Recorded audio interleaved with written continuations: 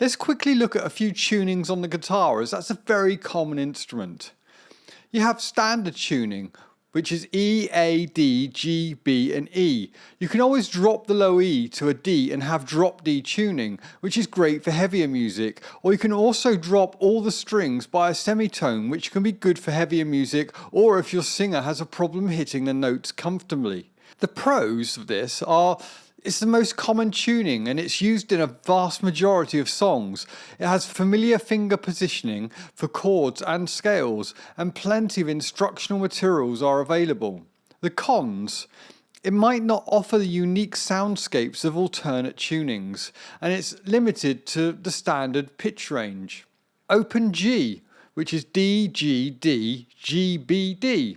It is often referred to as open G tuning and features a G major chord. Pros are this facilitates slide guitar playing, it allows for unique chord voicings, and it's popular in blues and rock. It's been notably used by Keith Richards of the Rolling Stones and Robert Johnson on Walking Blues.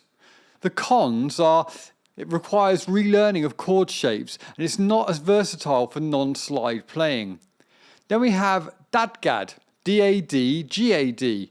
Pros: it offers a droning, ethereal sound, popular in Celtic and folk music, but it's also found in rock and metal. Led Zeppelin's guitarist Jimmy Page used it in the song Kashmir, and it facilitates fingerstyle and unique chord voicings. The cons are it's quite different from standard tuning and it requires adjustment. It might not be suitable for all genres. I'm not going to go into all the options available, but we could use this one, which is used by alternative rock band Wilco in their song Chimera from the album Yankee Hotel Foxtrot. Also there is this one. This drony tuning was popularised by the American rock band Sonic Youth.